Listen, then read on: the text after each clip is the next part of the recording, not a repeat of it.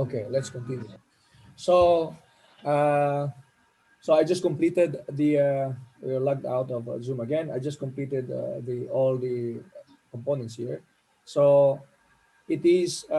We are looking at probability that the person, given that the person tests positive and indeed has the disease.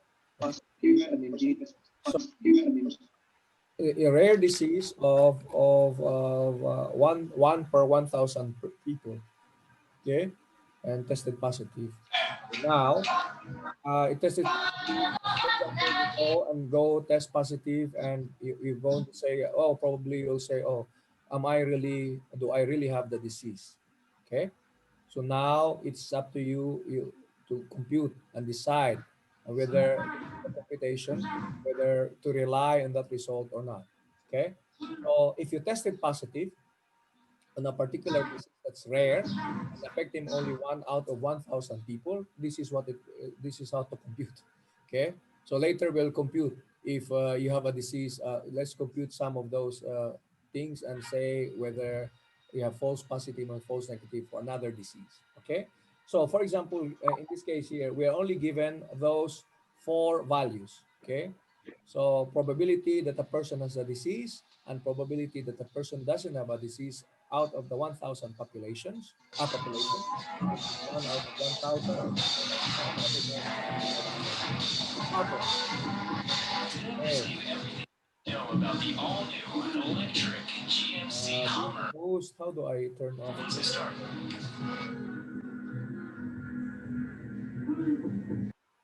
There. In Waco, you're sleeping. Okay. Anyway, so that is given. And then probability of a positive result, okay, given that you have probability that you have a disease and you get a positive result, okay, and probability that you don't have a disease given a positive result, okay. So where does this information come from normally?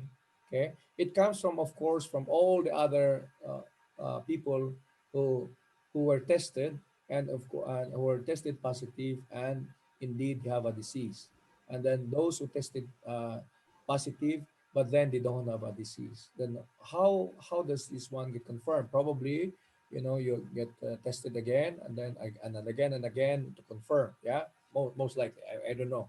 Yeah, but maybe that is the more logical explanation, that when a person tested positive and he doesn't have a disease, it is based on a subsequent testing that's to say that doesn't really have a disease. But anyway, we are given this data. Okay, so just to give a person an idea of whether when he tested for that particular disease and he tested positive, what is the probability that person that really has the disease? So now, so we just write according to the Bayes rule. Yeah. So a person tested given a person tested positive, but then what is the probability that he has a disease? Okay. So now the intersection of having a disease and testing positive divided by the probability of testing positive. Okay. So just rewrite it. So testing probability of testing positive given you have a disease multiplied by probability of having disease divided by the testing positive, of course, is based on two events. Yeah, one, testing positive, you have a disease, and testing positive, you don't have a disease. Okay, so we add all those probabilities. So probability of positive with a disease given with a disease, probability of with a disease plus probability of positive given you don't have a disease multiplied by probability of not having a disease. So all these information are given. Probability of not having a disease 0.999, probability with the disease 0.001.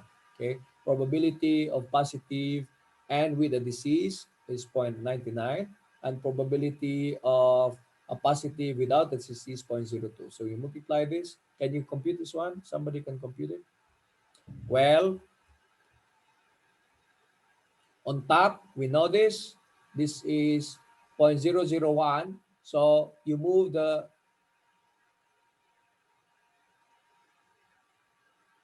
what is this? 3 decimal places to the left. Okay, so that means that, yeah, it will give us this value, that one, 30. So 1, 2, 3, 3 zeros to the left, that's that one, this part here. So 0.0099. Okay. Then divided by what is this? What is this one equal to how much? Let's assume 0.02097. Okay. Point, and this is multiplied by almost 1. So that means it's still 0.02. Okay, multiply with 0.02 plus 0.00, this one, 3 zeros are 99. Yeah, 30, yeah, it's almost that. 0.02 something, 0.02 because multiplied by 1 something. So there, approximate. Okay, so this is correct. This is correct. It should be 0.047. So that means that the probability that you have a disease, you tested positive and you have a disease is 0.047. So that means around 4.7% certainty. Very small. So that means that you don't really have to worry about too much if you tested positive for that particular disease. Okay. Well, let's change the problem. Okay. What if, you know, let's just say a disease that's very common to us. Okay. Here, okay, everybody knows this 25% of the population in Botswana is HIV positive. So what if we change the this one? We change the percentage. So we change this one to be 1 divided by 4, instead 1 divided by 4,000. And then this one without the disease is 3/4. Okay. Okay. Now, how will it look like now? Okay.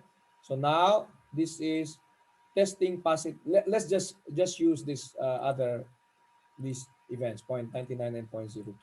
Testing positive with the disease and testing positive without the disease. So let's just change this one. This uh, that with the disease is 0.25. Okay. So here is 0.25. So this one without the disease is point. What is that? 75. Okay. So now how much is this? Can somebody compute it? You don't have calculators? 0.99 times 0.25. Okay. So this is 0.24750. Okay. And then below it is 0.94. 0.99 times how much? 0.94. This one, the bottom one. 0.95. Okay, so what's the total now? What's the total value? Is Okay. 0.94. The total. 0. 94. 0. Oh, really? The total, yeah. Oh, so so in that case, if you tested positive here, most likely you have it.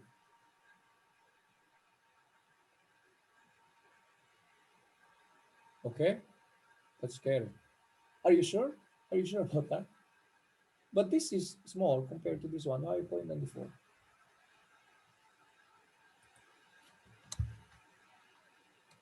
Can you please check your calculation because I find it scary. 0.02 multiplied by 0.75. No, this is 0.026. 0.2625. Okay, then maybe 0.94 is correct.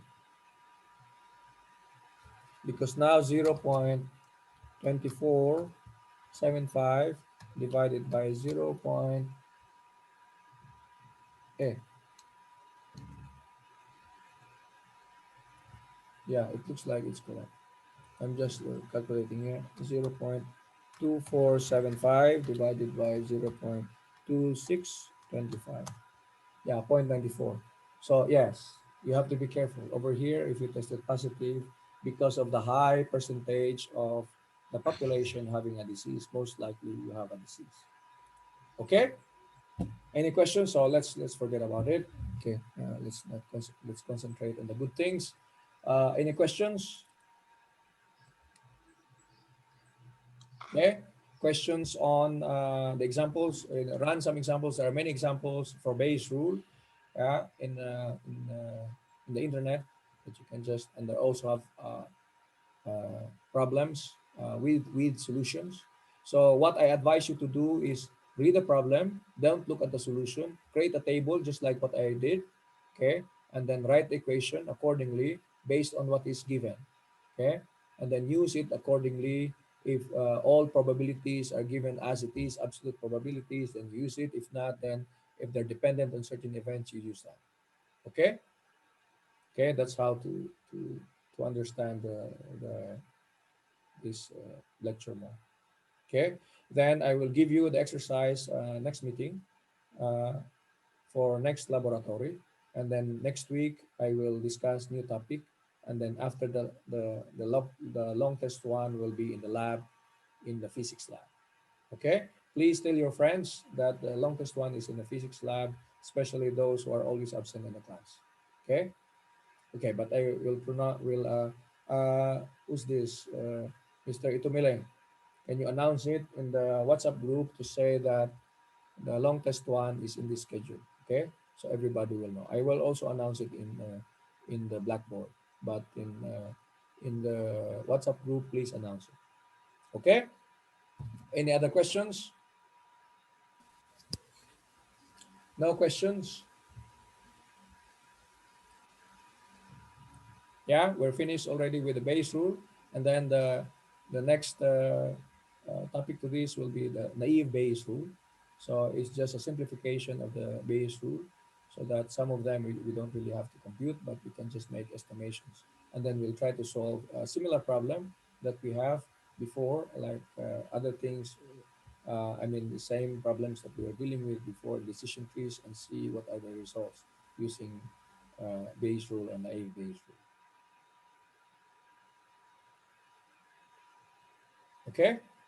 Okay, if there are no questions, then see you next week for an A-based rule, and I will give you exercise for the next lab that is about base rule for you to prepare for the long test one. Okay, okay, then let's just finish the. Are you sure? No questions? Plus 2% in the long test one.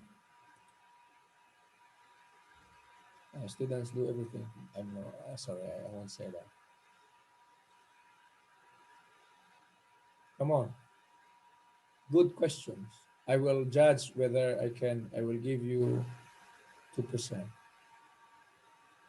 long test one. Okay. For Martin's, okay, remind me. Martin's question last time was good. I will give you 2% for long test one on that one. Okay, but no more question today. So who I will record it and tell me, remind me. Who has another question?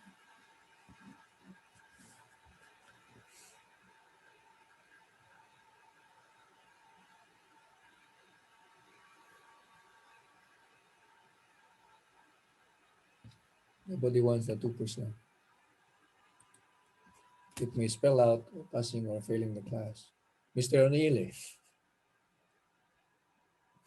come on, ask a Yes, question. sir. Yes, please ask a question.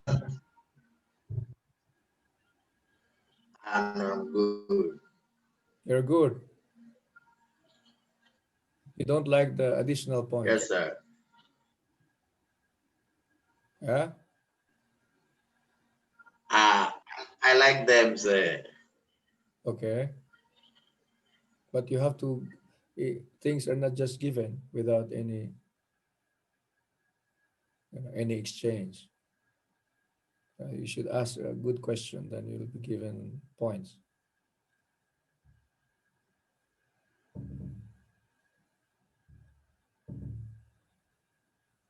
Other questions? So in this case, it's just about probability. Yeah, they're looking at probability. The higher the probability, of course, you know, then the same thing as this one, the disease. Yeah, it will help you. That is what machine learning is. It gives you that data I mean, it give you that information, and then it's up to you to decide. It helps you to decide. It will decide on its own. It will give you some numbers, but it's up to you to decide whether on how you're going to use that information. So in this case, of course, it gives you in this 1.047 probability of testing positive, of having a disease and you test positive.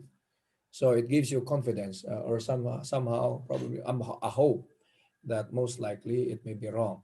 Then you go for another test. Yeah. But in some cases, if there's high probability of people having the disease, then yes, most likely you might have it. So then, of course, you want to go for another confirmation test, but somehow it gives you an idea of how things are. Okay, that is what machine learning is. And the same thing as a decision tree, you know, it will give you a rough idea of whether you have to, play tennis or not, depending on the data of your preference and other things, or whether the car is bad in terms of miles per gallon, all these other things. It gives you a guide on the decision. Yeah, instead of you thinking, sometimes us thinking as a person without any additional tool, it will be very, very difficult. But if you have some computations like this, then then whatever result you get, then you can help you, think twice. So, Yeah. what about for real world problems where some random events can happen and you can't really decide on what's going to really happen? Okay. Some random events.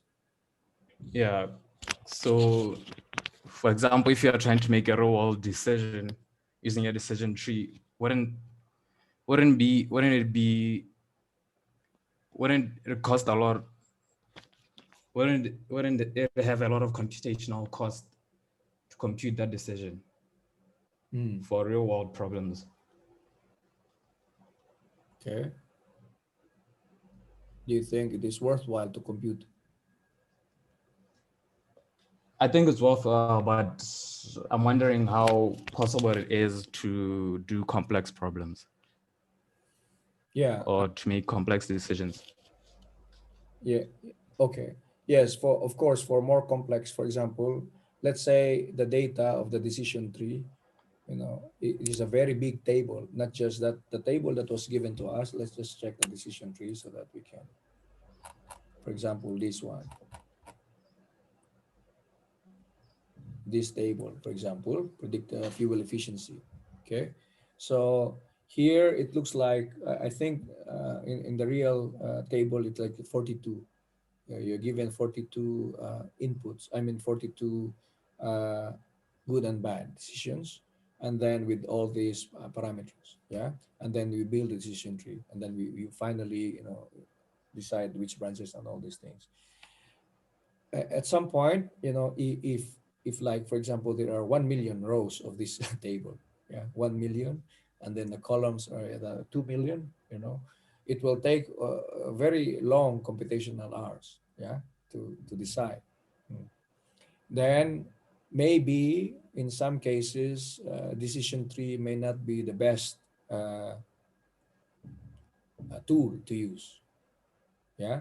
So maybe there are some other tools that will help you decide. If decision tree, I mean, of course, nobody can stopping you from using decision tree, and then coming out with a with a with a model, with a decision tree that will help you predict. Yeah. But if the computation takes a long time, you have think twice. Maybe you're running your program for maybe 1 week already without any results. Then you have to think twice. That's why, I mean, what I mean, other people are doing is that they will not just use one, but use many other computational methods using machine learning, so that they will see which one can compute faster. Computational efficiency can be an issue, but at the same time, accuracy of prediction is another issue.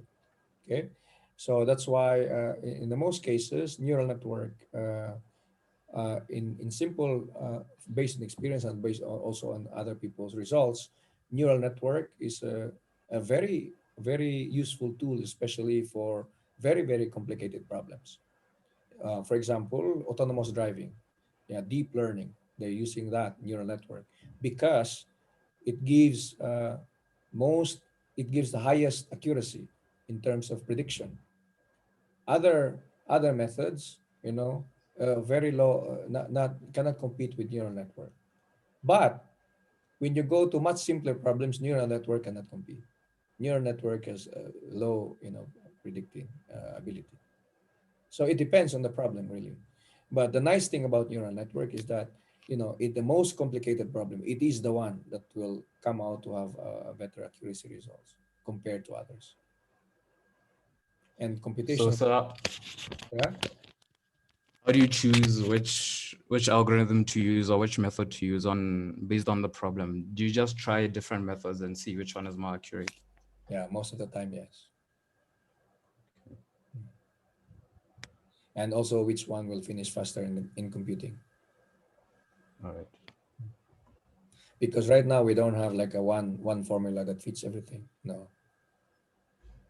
So that's why we are looking in the machine learning, we're looking at many tools, many computational approaches, different algorithms, so that it will give you choices on which one you have to choose. Normally, when you do a paper, just like my students now doing machine learning on emotion, so you use different methods and see which one will give you different results. I mean, higher predicting ability and also computational efficiency. So most papers in machine learning does that. Okay. So I read that most of these comparing these different methods isn't there's no better method than the other. It just depends on the amount of data you have. So how true is that? Not really. There's always a better method. There's always a better method based on what kind of problem, because some algorithms uh, just fits certain problems. That's how it is. Because different algorithms will you run the same data, and you run different algorithms. They will come out with different results. It's not true. Thank you, sir. That's why it comes out machine learning. People comes out with other algorithms, many other algorithms, because they're not satisfied with the certain results of certain algorithms. If one algorithm has the same results as the other algorithm, what's the use of having another algorithm to come out with the same results? Yes, sir. Okay. Yeah. Okay, that's the motivation of people coming out with different algorithms. But then in some other cases, like genetic algorithm, I don't know if people are still using it. It's very extensive computation. In some cases it is still very useful, but in other problems it's just too tedious, because it keeps on, look at genetics and, exchanging bit by bit and bit by bit. It's very tedious. So compared to other algorithms that, just another way of treating numbers, can compute much faster, maybe with almost the same results. I mean, it's not saying that, they are exactly the same results, but somehow there's some discrepancy. That's why, given the complexity of computation, I mean the extensiveness of computation, the gain that you get for a little bit of increase in accuracy may not be, worthwhile. Like buying a product with a little bit more expensive, but what you get is, almost the same product. Yes, sir. Okay. Okay, I think we're running out of time. It's 12:50, and I hope you try to enjoy this class and try to apply it in your own. Maybe run the program on your own, because it will really help you in many things. And you can also write in your resume that, I've run these programs, and ask you, oh, do you know machine learning? Yeah. AI? Yes. Yes, I have this most wonderful professor who taught me and inspired me to compute all these things, and using many different algorithms. And I understand that different algorithms will result in different accuracy. Oh, I don't think so. No, it's true. Because what's the use of having many algorithms if it is coming out with same results? Okay. Okay, guys. Okay, we'll see you next meeting, and thank you very much for attending today. Okay, bye.